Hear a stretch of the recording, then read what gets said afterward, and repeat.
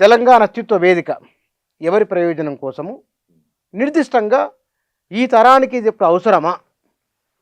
మంచి ప్రశ్న అడిగారు. అంటే ఈ తరానికి ఇది అవసరమా? మీకు గుర్తుండాలి, మనము మానేరు మీద ఈ బ్యారేజెస్ ఏవైతే కట్టారో అంటే చెక్ డ్యామ్స్ చెక్ అంటాం డ్యామ్స్. మనం. ఈ చెక్ డ్యామ్స్ను కొంతమంది కావాలని కూల్చేసిన సందర్భంగా మీరు కూడా నాతో వచ్చారు, ఇంకా కొంతమంది జర్నలిస్టులతో పాటు. ఆ రోజు దీనికి మైండ్లో ఒక విత్తనం పడ్డది. అంటే ఇట్లా మనం మన ప్రయోజనాల కోసం కట్టుకున్న వాటిని పేల్చేస్తూ పోతూ ఉంటే డైనమైట్స్ పెట్టి, ఇది ఎన్నో ఏళ్ళుగా ఆ మానేరు చుట్టుపక్కల ప్రాంతాలల్లో నీళ్లు లేక, సాగునీరు లేక, శ్రీరామ్ సాగర్ ఎండిపోయిన సందర్భంగా బోర్వెల్స్ కూడా అట్టడుక్కు పడిపోయి వలసపోయే పరిస్థితి జనానికి వచ్చినప్పుడు, రైతులు పంట మీద పెట్టిన పెట్టుబడి కూడా తిరిగి వస్తలేదని చెప్పి ఆత్మహత్యలు చేసుకుంటున్నప్పుడు, అప్పటి ప్రభుత్వం ఏంటంటే ప్రజల యొక్క ఆ రిక్వెస్ట్ మీద ఓ 10-13 దాకా మంచి చెక్ డ్యామ్స్ కట్టారు. ఒక్కొక్కటి 30 కోట్లు, 40 కోట్లు. అంటే చిన్న వాగు మీద కట్టేది కాదు, ఇది మానేరు మీద. మానేరే పెద్ద ప్రధాన ఉపనదులు. అయితే అంత కష్టపడి ఒక 13 చెక్ డ్యాములు కట్టిన తర్వాత అన్ని బోర్లలో, బావులలో నీళ్ళు వచ్చినాయి. అయితే ఇసుక కోసము ఒక మాఫియా తయారయ్యి దీన్నంతా పేల్చేయడం, ఇదంతా చూసినప్పుడు ఏంటంటే ఇది అస్తిత్వానికి ఒక ప్రమాదం ఏర్పడుతుందా తెలంగాణ అస్తిత్వానికి అనేది మనసులో వచ్చింది. అంతకంటే ముందే బతుకమ్మ తెలంగాణ తల్లి చేతిలో నుంచి తొలగించి ఓ అభయహస్తం గుర్తుపెట్టారు.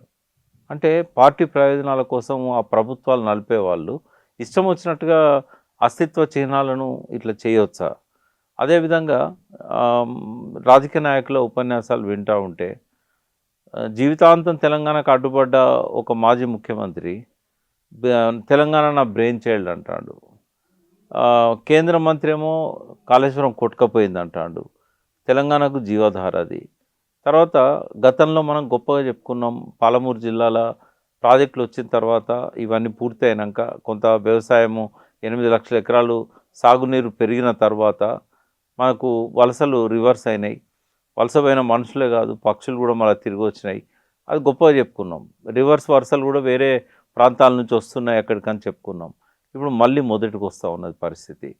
తర్వాత 10 ఏళ్ళ తెలంగాణ 10 ఏళ్ళ పాలన తర్వాత చరిత్ర రచన ఇంకా అనుకున్నంతగా జరుగుతలేదు. పురాతత్వ శాస్త్రం కానీ, సాంస్కృతిక అస్తిత్వం కానీ, కనీసం తెలంగాణ అస్తిత్వంలో ఒక ఉద్యమం, పోరాటాలు, అది తెలంగాణ సాయుధ పోరాటం దగ్గర నుంచి ఈనాటి వరకు వాటిని కూడా మనము చరిత్రలో ఒక పాఠ్యాంశంగా సరిగా పెట్టలేకపోవడము, ఆ చరిత్రను నిర్మించిన యోధులను స్మరించుకోలేకపోవడము, అది అప్పటి ఉద్యమం కావచ్చు, నిజాం వ్యతిరేక ఉద్యమం, తర్వాత వచ్చిన ఉద్యమం కావచ్చు, తర్వాత ఈ ప్రాంత కళలు ఇవన్నీ కూడా ఏదో మొక్కుబడిగానే తప్ప ఒక వాటిని పెంచాలి, వాటిని పోషించాలి, వాటిని కొత్త జనరేషన్ నవతరంలోకి తీసుకుపోవాలి అనే ఆలోచన ఇవన్నీ కూడా జరగడం లేదు. ఒక అసంతృప్తి మిగిలిపోయింది. కనీసం 69 ఉద్యమంలో ఉన్న ఆనాటి వాళ్ళు చాలా తక్కువ మంది బతికి ఉన్నారు. కనీసం వాళ్ళను కూడా మనము ఒక వేదిక మీద తీసుకొచ్చి సన్మానం చేయలేకపోయినాం. వాళ్ళ ఆశయాలను మనం నిజం చేసినామని వాళ్ళ కళ్ళల్లో వెలుగులను చూడలేకపోయినాం.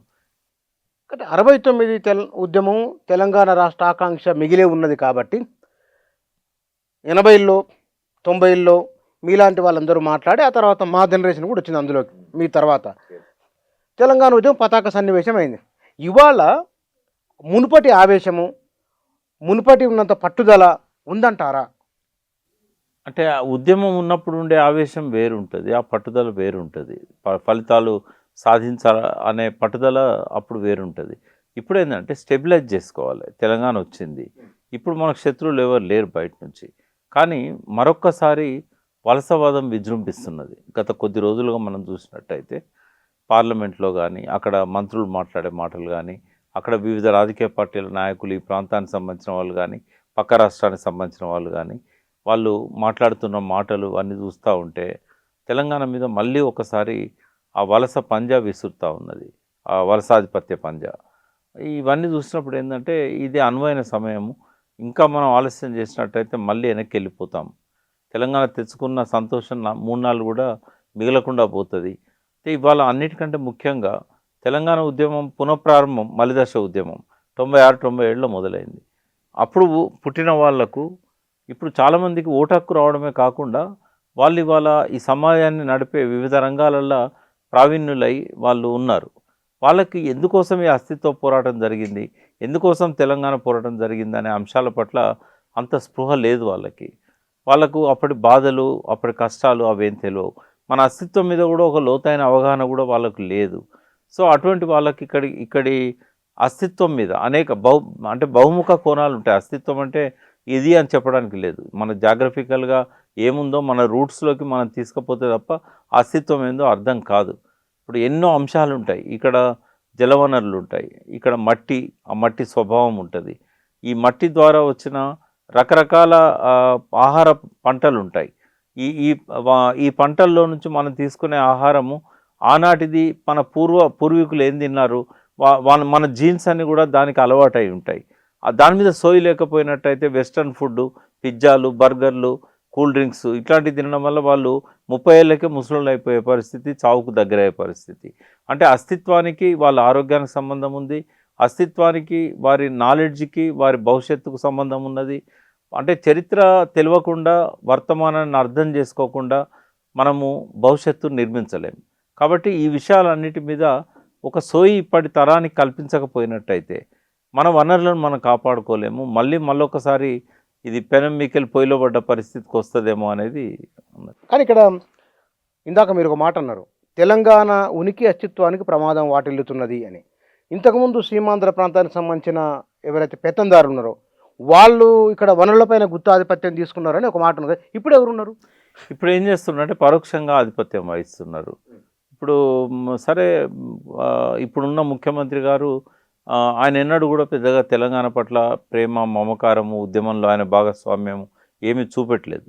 చాలామంది ఆత్మహత్యలు చేసుకున్న వాళ్ళ లేఖలలో ఆయన పేరు రాసి ఉండే. వీళ్ళంతా కూడా తెలంగాణకు అనుకూలంగా రావాల్సిన అవసరం ఉంది, వీళ్ళు తెలంగాణను వ్యతిరేకిస్తున్నారు అన్న పద్ధతిలో. సరే, ఆయన అనుకోకుండా ఇక్కడ ముఖ్యమంత్రి అయ్యాడు. ఈ ముఖ్యమంత్రి అయిన తర్వాత ఇతనికి డైరెక్షన్ ఇచ్చేవాళ్ళు, ఇతనికి మెంటర్షిప్ ఇచ్చేవాళ్ళు ఒకప్పటి తెలంగాణ శత్రువులు. వాళ్ళు ఏం చేస్తున్నారు, మళ్ళీ వనరులను పరోక్షంగా ఇతని ద్వారా వాళ్ళ కంట్రోల్లోకి తెచ్చుకుంటున్నారు. కాళేశ్వరం అనేది ఒకటి మనం ఉదాహరణగా తీసుకోవచ్చు. అది సరే బాంబెట్టి పేల్చినలా దానంతట అది పడిపోయిందా ఏదైనా కానివ్వండి, చిన్న రిపేర్ చేస్తే పనికొచ్చేదాన్ని. ఇప్పుడు గత 5 పంటలు పోయినాయి దాని కింద. అక్టోబర్ 21, 2023 నుంచి ఇవాళ మనం మాట్లాడుకుంటున్న ఏప్రిల్ 2026 వరకు ఈ కాలం అంతా కూడా అక్కడ నీళ్ళు ఆపకపోవడం వల్ల, తెలంగాణకు వాటిని మళ్లించకపోవడం వల్ల, విస్తారమైన ప్రాంతాన్ని మనం సాగునీటికి ఉపయోగించుకోకపోవడం వల్ల చాలా నష్టపోయినాం. ఇప్పుడు ఈ సంవత్సరం వేసవి బాగా తీవ్రత ఉంది, మంచినీళ్ళకు కూడా దిక్కులేని పరిస్థితి ఉన్నది. ఇక్కడ మళ్ళీ హైదరాబాద్లో ట్యాంకర్స్ వస్తూ ఉన్నాయి. ఇప్పుడు మనము దాన్ని రిపేర్ చేసుకోవాలని చెప్పి ఎన్డీఎస్ఏ చెప్పినా కూడా ఏ కారణంతో 2.5 సంవత్సరాల నుంచి దాన్ని పెండింగ్లో పెట్టారు. ఒకవేళ అప్పుడే కనుక కేసీఆర్ గారే మళ్ళీ గెలిచుంటే అది తన బ్రెయిన్ చైల్డ్ కాబట్టి 2-3 నెలల రిపేర్ అయ్యేది. అది విచారణ పేరుతో మనం ఇప్పుడు ఒక యాక్సిడెంట్లో ఒక అతను చనిపోతాడు రోడ్డు మీద, పంచనామా చేసి శవాన్ని తీసుకుపోతారు కదా మార్చురీకి, తర్వాత అంత్యక్రియలు చేస్తారు కదా. ఇది కారణం ఏందో తెలిసేదాకా, కోర్టు తీర్పు ఇచ్చేదాకా నేను ఈ బాడీని ఇక్కడనే పెడతా అంటే నడుస్తుందా రోడ్డు మీద?